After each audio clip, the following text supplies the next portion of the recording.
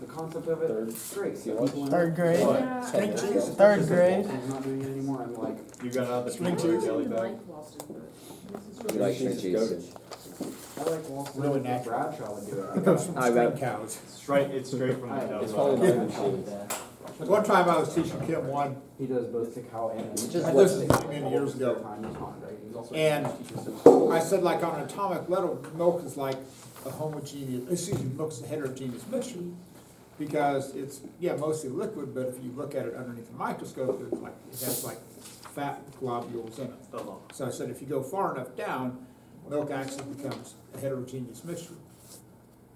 And then I said, and then one of the kids goes, where do you get like the different types of milk? I said, and I did this completely deadpan. I said, well, you've seen, like a cow's udder. And I said, well, there's like 4 dispensers, and you get whole milk, 2%. And swear to God, and I'm selling this completely deadpan. Okay? They go, really? That's how we get the different types of milk? Really? I said, yes. And I said, some of them have a 5th one on the back, and that's where we get chocolate milk. It's not regular. That's what I was like, really? It's like, oh my God, stop. Because you're lady. Who believed this? I was selling that as completely serious as I could possibly sell it. And he was buying. Who fell for this? Yes, you're thinking about it. Yeah, actually it was Stop a thinking cheerleader. about it too much. Who was it? Oh, this No, was thinking like about- literally decades So ago. negative positive. This was I was ready to decades make ago. that Well, up. he always asks these trick questions. Okay, No, so let's chit chat about the lab. So, what's gonna happen is that once I sign off on your paper, okay, so you're gonna bring it up, I'm gonna look over the first 2 pages. If there's anything wrong, I'm gonna send it back to you to fix, okay? So if there's anything, don't be offended if I go, oh, Disgusting. okay? Well, it's really doesn't, but generally there's 1 or 2 things that you generally need to tweak, okay? So, once I sign off on it, back there is a cart of laptops. And I've had them charging all day, so they should be charged, okay? Should Should be charged. So when you get them, here's the sequence, okay? So, you turn them on. These things haven't been used since last spring. They might take a while to let you get started. So, once you get to the screen, come down here in the search bar, and I'll write this up on the board, but you need to type in Interactive Physics 2000, okay? So sometimes when you start this, it's because this is like in a program that we got like probably about the year most of you were born, okay? So this is like, it's a pro, and it works, but it's old school. So what it has is that it has like a built-in security feature to make sure that you don't have like bootleg copies of the program. So when you start it, it might ask you, hey, what's the last word on a certain page in the manual? So on the top of Are you kidding me? the computer cart, there is a printed manual, and it might say, like when I started, the one that I tried, it asked for like, what was the last word on page 80-4? It's not, I'm not saying it's going to happen, but if it does, then you need to get that book, find that page, and it's always going to be the last word. Like the one I had was system. So I had to type in the word system, and then it let me in. So if it happens, okay, there's a book back there, the manual for this program. So basically it was a security feature that said, if you had a bootleg copy, you didn't have the manual for it, then you can't run the program, okay? So that's how they did that. So when you get this, so what you need to do is come up here to the top left corner. There's this file open menu up there, okay? So click that, and then what you're going to do is that you're going to have, what you're actually going to have is there's up there on top of the computer cart, there's the old style thumb drive, okay? So you've got to have the thumb drive inserted into that drive. Let me do that. Burners. Zoom, zoom, zoom. Hey, should we stay here instead of doing this? Yeah, that's what So you will plug this in on the side, and then on this drop-down menu, like you're gonna find USB drive D. So what it should have on there is a program that says Lunar Lander Modification for Burkamp, okay? That's the program that you're looking for. So click on that. And it should pull this up. So here's the odd thing about this program, is that it'll reset everything except for this velocity time graph. And I don't know why, it's a weird thing about this program. The only way that you can clear off that velocity time graph is if you click in the little gray area, and if you move that at all, then it clears it off. Cool. That's the only way to clear that graph.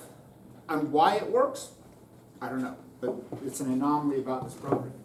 So what you want to do is hit run, or launch, I should say, and Kill him.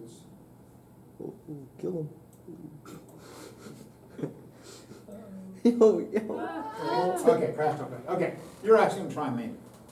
So what you're gonna do Oh, yeah.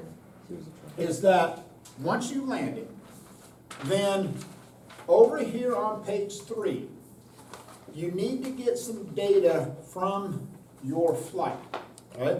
So the mark of any good engineer is that you never trust the computer program. You always do an independent check to make sure the computer program is doing what it should do. So what you're gonna do is you're gonna pick, and down here in the bottom left, there's a bar that you can scroll this back and forth. This will like replay the flight. So if you do that, click down there on that bottom. So you move that, you can redo your flight, okay? So you're gonna pick a point. Okay, I just randomly picked this point. Oh, yeah. So what you're gonna do is it says acceleration AY. I'm gonna write down what the computer says the acceleration is, negative 0.01.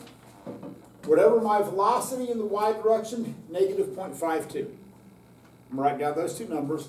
And then I'm gonna have the value of the main thruster, 8,300, okay? So the top 3 lines, on simulator data number 1, is gonna come from the program. Now, what you're gonna do is you are gonna use this as the applied force, okay? And then you're gonna know the weight of the ship, which is still that 8,350, okay? Because it's still the same parameters that you have here. So what I want to see is you're gonna take 8,300 plus a negative 8,350, and you're gonna calculate a net force. So I want to see that calculation. So you've got an upward force of 8,300. I got a downward force of negative 8,350. So I have a very small negative net force. And then I'm going to calculate the acceleration. Then hopefully what happens is that that acceleration matches what the computer program says it is. Okay, so you are going to independently calculate the net force. You're going to take that net force divided by the mass, get the acceleration. I want to see those calculations. Then you're going to look at this. Oh, I got a negative acceleration, negative velocity. Tell me if I'm speeding up or slowing down. Speeding up. Okay, so that's what you're going to do. Then you're going to scroll through, and you're going to pick like another value. Like, okay, here's 7,000. So make sure that your values of your main thrusters are vastly different, okay? That's the whole point. Those are going to be vastly different. So you're going to pick that other one. So I'm going to go down here. I'm going to write in my acceleration, velocity, value of the main thruster, okay? Over on the back side on page 4. So you got some questions to answer there. So when you get to questions 5 and 6, I'm saying how much force must the engines produce to get a vertical acceleration of negative 1.10 meters per second squared? So, let me give you a hint. On 5 and 6, what I'm asking you to find is the applied force that will generate a net force capable of producing that acceleration. So let me give you a huge hint. Remember, it is only net force that equals mass times acceleration. So let me give you a hint. You're going to take the 5,000 times negative 1.1 meters per second squared. That's going to get you your net force. So you have to figure out how much upward force you have to have against a downward force of gravity to end up with that net force. So when in doubt, chart it out. Go, here's my applied force, here's my opposing force, here's my net force. Basically, you want to work backwards to figure out that applied force. So here's how you can check that your answers to 5 and 6 are right. When you get done, treat those as the applied force. Subtract out the weight of the ship, divide that by 5,000 kilograms. If you get an acceleration of negative 1.1 meters per second squared, you're golden. If you don't, you did something wrong. Okay? And both of your answers on 5 and 6 are going to be positive numbers. Okay? So if you get negative applied forces, what you're telling me is that you're going to take this ship and you're going to flip it over and you're going to fire the engines downward. Okay? Awkward. Like you have completely failed Astronaut 101. All right? I'm just saying. When you get to question 7, okay, you're going to have this velocity time graph that I'm going to give you. You're going to go through and you're going to tell me 2 different things on each segment. When it's speeding up and when it's slowing down. And those you can use arrows, like if you want to point an arrow upward to say, oh, I'm speeding up, and point a down arrow to show I'm slowing down, that's cool, okay? If you want to put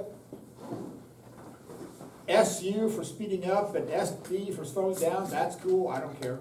If you want to do colors and you want to shade it, I'll shade it red if it's speeding up, I'll shade it red if it's slowing down, green, whatever, okay, I don't care. Just somehow make sure that you're conveying to me when it's speeding up, when it's slowing down. Then you want to label, I don't want the numeric value, but you want to tell me when does it have a positive net force, when does it have a negative net force. And again, if you want to shade that and go, hey, if it has this color of the shading, this is when you have positive net force, this color of shading is when you have negative net force. Or if you just want to draw lines and label them, I don't care. But somehow convey to me in each one of those segments if the ship is speeding up, if the ship is slowing down, if you have a positive net force, if you have a negative net force. Okay? That's it. So, I'm done.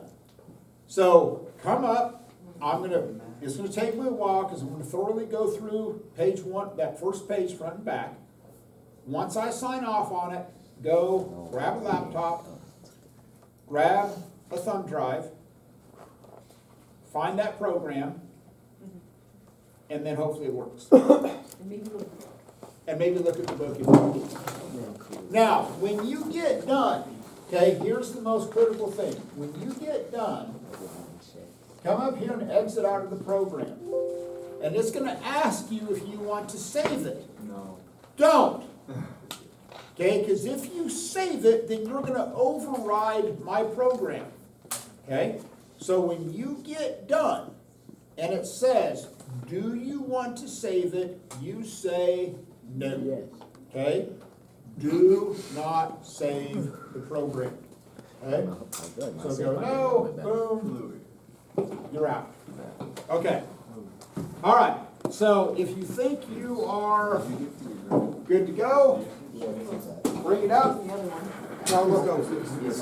No? Oh, dang it.